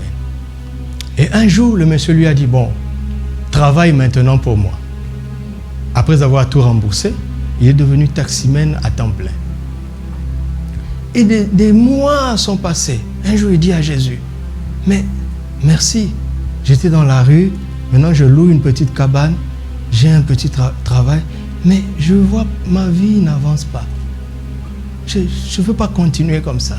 Et il a eu une idée. C'est comme ça qu'il me parlait. Hein. Il a eu une idée. Au lieu de faire les petites courses là, il va aller à l'aéroport attendre. Et il arrive à l'aéroport. Et il y a un monsieur marocain qui sort de l'aéroport. Personne n'est venu l'accueillir. Il a vu la manière dont le monsieur était anxieux. Il s'est approché de lui. Il dit, personne n'est venu t'accueillir, mais je peux t'aider, t'emmener où tu veux aller. Le monsieur lui dit, écoute, je n'ai pas d'argent, je n'ai pas l'habitude de faire ça. Normalement, c'est le travail. Il dit, ouais, allons-y jusqu'à ton travail et tu me paies la course. Donc, il prend le monsieur. C'est un fonctionnaire des Nations Unies. Il l'emmène sur le site des Nations Unies de son pays. Je ne dirais pas le pays. Il arrive sur le site, mais c'était un jour férié. En fait, c'était une fête nationale. Tous les services étaient fermés. Donc, il va chez les gardiens. Là, il comprend que c'était une fête nationale. Donc, il laisse un mot. Il dit, bon, je vais à tel hôtel. Demain matin, vous leur dites de venir me chercher. Il se retourne. Il dit au taximène, je n'ai pas de monnaie, je n'ai pas l'habitude. Je ne paye rien. Donc, je vais à l'hôtel. De toute façon, avec mon passeport diplomatique, on va me donner une chambre. Je ne peux te payer que demain. Monsieur dit, c'est pas grave. Il l'a emmené à l'hôtel. Ça lui a pris une journée. Il rentre le soir bredouille. Donc le lendemain, selon le deal, il va prendre le monsieur à 8h à l'hôtel. Et à 8h, il était là. Il a pris le monsieur à l'hôtel. Ils sont allés sur le site des Nations Unies. Sur le champ, le monsieur a signé Parce que c'était le représentant d'un truc important des Nations Unies dans son pays. Sur le champ, le monsieur a signé une lettre. Voici mon chauffeur. Alléluia. Il est ici. Le monsieur est ici au Maroc. Il est venu me raconter ça ici. C'est comme ça qu'il est devenu employé des Nations Unies. Et il me dit, pasteur, j'ai écouté ce que tu as dit. Ça a répondu un peu à mes questions parce que je ne comprenais pas. Quand je prie, j'ai une idée et je fais, c'est comme ça que j'avance. Alors je suis venu, je ne connais pas la Bible. Je suis venu pour que tu m'expliques.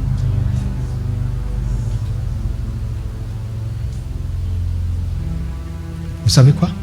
Les solutions étaient là. Il fallait pouvoir les voir. Regardez le parcours de cet homme. C'est ce qu'on appelle être conduit par l'esprit. Et malheureusement, l'Église a rendu ça comme un folklore. Être conduit par l'esprit, c'est de créer des temps de sensations dans des réunions. C'est pas, écoutez-moi, c'est pas ça. Oui, le Saint-Esprit va nous toucher. Mais, écoute, quand l'onction se manifeste ici, au-delà de l'onction, sortez de cette atmosphère avec l'Écriture. Comme Moïse. Parce que c'est l'Écriture et le souvenir de la présence, de l'onction, qui va faire que vous n'aurez pas la même perception des événements que les autres. Et parce que vous n'aurez pas la même perception, vous n'aurez pas la même attitude. Et le résultat de votre vie dépendra de l'attitude que vous allez avoir. Ainsi, vous ne prierez plus jamais contre quelqu'un. Parce que si quelqu'un a triomphé de toi, c'est ta faute. C'est pas parce qu'il était plus fort.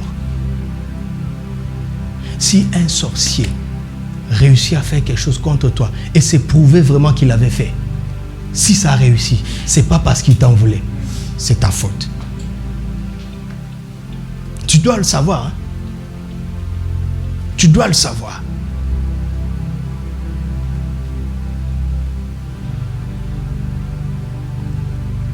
Et c'est ça que le Seigneur veut faire avec nous. C'est ça qui m'a appris pendant plus de 30 ans. Et c'est ça que j'essaie de vous transmettre. C'est ça que j'essaie de vous transmettre. Vous allez vivre dans le repos. Et vous allez avancer doucement, sans chercher à faire beaucoup de bruit. Mais le plus important, c'est que Dieu pourvoie vos besoins et que vous avanciez et que vous accomplissiez sa volonté. Alléluia. Alléluia. Ne te limite pas à ce que tes yeux voient. Hein. Regarde ce que Dieu a prévu. Alléluia. Que le Seigneur te donne la capacité de voir ça au nom de Jésus. Que le Seigneur illumine les yeux de vos cœurs pour connaître Christ. Car c'est ça le plus important.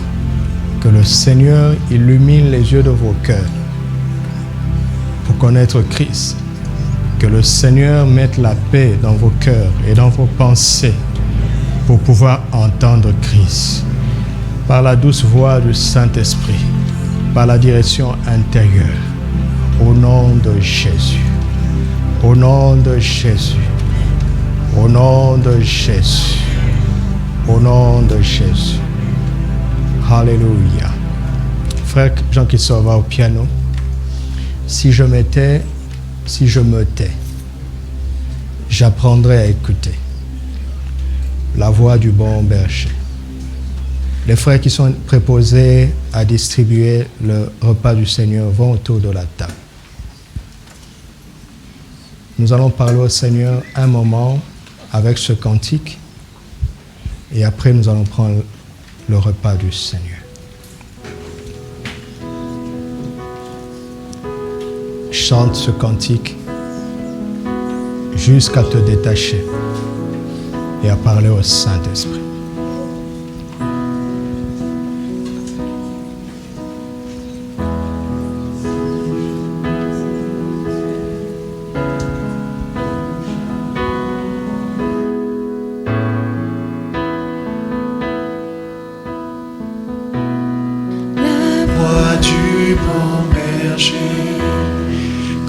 je l'entends, oh je comprends qu'il a payé pour ma liberté. Si je me tais, si je me tais, oh j'apprendrai à écouter la voix du bon berger. Quand je l'entends, oh je comprends l'œuvre de la croix qu'il a payé pour ma liberté. Quand je t'ouvre mon cœur, je te vois, Seigneur. Quand je t'ouvre mon cœur, je t'entends me parler. Et ta loi dans mon cœur toujours demeure. Et ta vie à chaque heure coule comme un torrent. Quand je t'ouvre mon cœur, je te vois, Seigneur. Quand je t'ouvre mon cœur, je t'entends me parler. Et ta loi dans mon cœur toujours demeure. Et ta vie à chaque heure coule comme un torrent. Maintenant, ouvre ton cœur et parle-lui simplement. Mais dis-lui ce qui vient de ton cœur. Car c'est comme ça qu'on ouvre nos cœurs. On lui dit ce qu'il y a au plus profond de nous. On le lui présente. Si c'est un fardeau, dépose-le. Si c'est des questions, pose-les. Si c'est de préoccupations, partage-nous-les au Saint-Esprit. Mais ouvre ton cœur. Que cela vienne de ton cœur. Ouvre ton cœur et parle au Seigneur. Ouvre ton cœur et parle au Seigneur. Nous te parlons avec nos cœurs, ô Père. Nous te parlons avec nos cœurs, ô Seigneur. Ô Seigneur, rends sensible le cœur qui a été endurci. Que le cœur qui a été fermé s'ouvre. Que le cœur qui a été endurci redevienne sensible. Que le cœur qui a été fermé s'ouvre. Nous nous ouvrons à toi. Nous nous ouvrons à toi qui nous aime, ô Père. Nous nous ouvrons à toi qui nous aime. Et nous te parlons de tout notre cœur, de tout notre cœur. Nous te parlons des choses profondes. Des choses profondes, de nos préoccupations profondes, de nos besoins les plus profonds. Nous te les présentons à toi qui nous écoutes, toi qui sondes les cœurs. Tu sais déjà ce qu'il y a en nous. Nous venons te les exprimer parce que nous avons confiance en toi. Parce que nous avons confiance en toi. Alors tu vas commencer à rendre grâce au Père pour son amour pour toi, qu'il a démontré depuis la croix. Rends-lui grâce parce qu'il t'aime. Dis-lui que tu crois en son amour. La Bible dit nous avons connu l'amour de Dieu et nous y avons cru. Nous avons connu l'amour de Dieu et nous y avons cru. Si tu avais douté, si tu passais par un temps de doute, répands-toi car cela n'est pas anodin. Cela blesse le cœur du Seigneur que de voir que nous doutons de son amour. Merci pour ton amour envers nous. Merci pour ton amour. Merci pour ton amour. Merci de nous avoir aimés le premier. Merci de nous avoir aimés tellement que tu es allé à la croix pour nous. Merci, merci pour cette preuve éternelle d'amour. Merci pour cette preuve éternelle d'amour.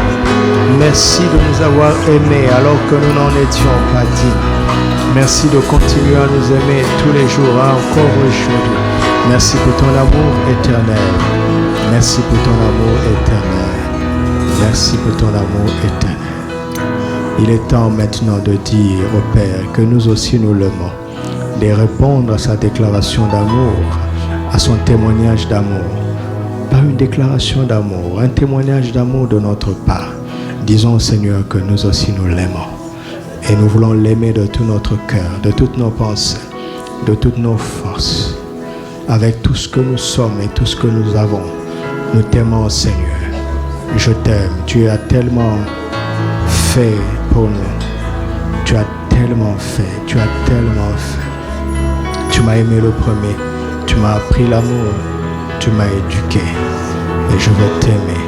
Je veux que tu sois le premier bénéficiaire de la capacité que tu m'as donnée à aimer. Sois jamais le premier dans mon cœur. Et je t'aime. Indépendamment des circonstances, je t'aime. Tu m'aimes d'un amour invariable. Tu m'aimes d'un amour permanent, d'un amour constant, d'un amour stable, d'un amour éternel. Moi aussi je t'aime. Je t'aime, je t'aime. Je t'aime tous les jours. Et je veux t'aimer tous les jours de ma vie. Je veux t'aimer éternellement. Je veux t'aimer, je t'aime, Seigneur. Et je t'aime, Seigneur. Je veux garder tes commandements, faire ta volonté, faire la joie de ton cœur, parler de toi, vivre pour toi, te servir, te donner le meilleur, par amour, pas pour mériter quoi que ce soit, mais par amour pour toi. Maintenant tu vas prier, tu vas demander au Père de t'accorder la grâce de ne plus jamais être aveugle spirituellement, de ne plus jamais être sourd spirituellement. Qui t'accorde cette grâce. Demande cette grâce au nom de Jésus. Oh, accorde-nous cette grâce. Que les yeux de nos cœurs soient ouverts.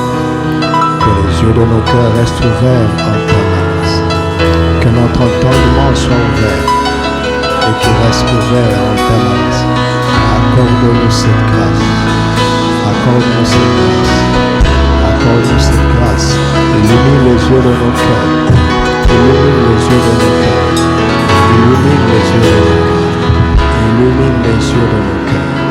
Illumine les yeux de nos cœurs. Oh Père, que personne ne soit plus sourd au milieu de nous. Que personne ne soit plus aveugle au milieu de nous. Que plus personne ne le soit au nom de Jésus. Apprends-nous à voir dans l'invisible.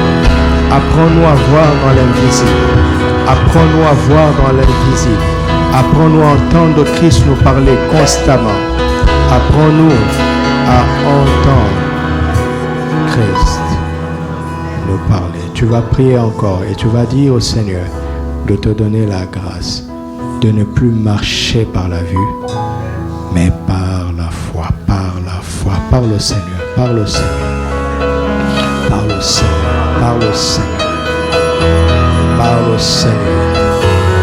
Nous ne voulons plus marcher par la vue, par les cinq sens, mais par la foi. Que la foi soit notre moteur, que la foi soit notre repère, que la foi soit notre moteur, que la foi soit notre repère, que la foi soit notre moteur, que la foi soit notre repère. Accorde-nous cette grâce, accorde-nous cette grâce de marcher par la foi, de vivre par la foi, de tout faire par la foi, par la foi, par la foi, pas par les cinq sens, mais par la foi, par la foi, par la foi, par la foi, par la foi, par la foi, par la foi, au nom de Jésus, par la foi, par la foi, par la foi, par la foi. Demande au Seigneur la grâce d'expérimenter la paix de Dieu qui surpasse toute connaissance. C'est elle qui garde nos cœurs et nos pensées en Jésus-Christ seul. Prions, demandons cette grâce de vivre dans l'expérience de la paix même de Dieu. La paix de Dieu, la paix de Dieu, la paix de Dieu. Que cette paix remplit nos cœurs, remplisse nos cœurs.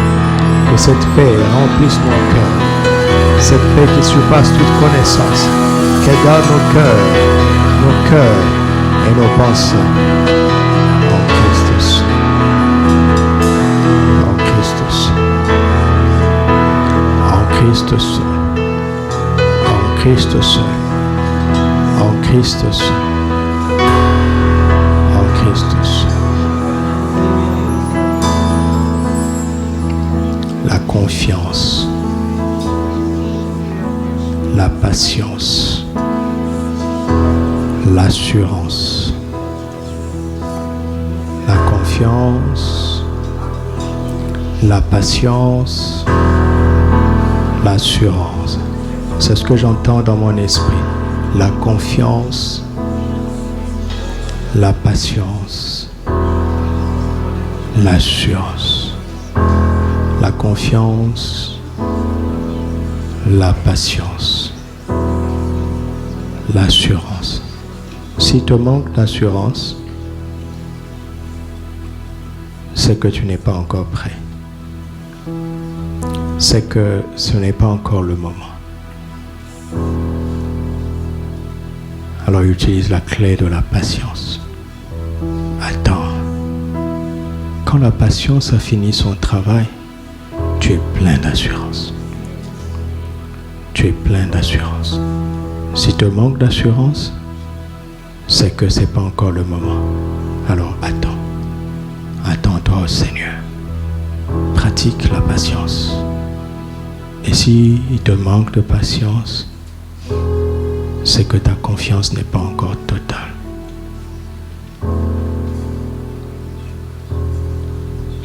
Quand la confiance est totale, le temps n'est plus un problème. Les circonstances ne sont plus un problème. Tu t'attends à Christ et tu gardes les yeux sur lui. Jusqu'à ce qu'il te montre. Et quand tu te lèves, tu le fais avec assurance. Assurance, patience et confiance. Et que faire alors si ta confiance n'est pas stable? Là, mon enfant, tu dois apprendre à mener le bon combat de la foi. Si tu ressens la peur, c'est elle que tu dois combattre. C'est pas les hommes. C'est pas les hommes. C'est ta propre peur que tu dois combattre. La peur en toi va t'emmener à prêter des intentions aux gens. Ça va t'emmener à avoir une mauvaise attitude. Ton propre ennemi, mon enfant, c'est ta propre peur. C'est ta propre peur, mon enfant. C'est ta propre peur. Fais face à tes propres peurs. Fais face à tes propres peurs. Présente-les au Père. De toute façon, il sait. Présente-les. Tu dis, papa, je sais que je ne devrais pas avoir peur, mais ceci m'inquiète. Ceci m'inquiète. Aide-moi, délivre-moi de cela. Si ta confiance n'est pas totale, tu le sais par les doutes qui te sollicitent. C'est le combat que tu dois mener. Seigneur, je doute de temps en temps. Viens au secours de mon incrédulité. Aide-moi à avoir une confiance totale en toi. Et en permanence. En permanence. Le bon combat de la foi. C'est notre besoin au quotidien. Car Dieu a besoin que nous lui fassions confiance. Et que nous soyons patients.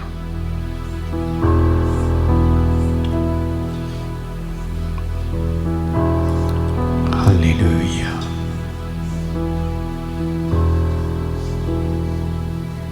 Libère chacun de ses propres peurs, Saint-Esprit. Toi seul peux le faire. Libère ce peuple de la peur au nom de Jésus. Oh Rabasiri Kantovrane da Sharamat. Lagede Kota Paradis Cantebrel Toro Bosharagai Ligato Seregan Manako Rasante Banarama Lazinte Kramonte Teria Toro Boshira Dagaskai Lente Branos Cante Taragiman Toro Yakantere de Shabara Lonto Braniskele Lalabako Yelavago Sereganteria Telegamo Tarabashadaraga. Oh, j'ai confiance en toi, Seigneur, j'ai confiance en toi. Nous avons confiance en toi. Alléluia. Voici l'argument, l'un des arguments les plus forts qui va te mettre dans le repos à jamais.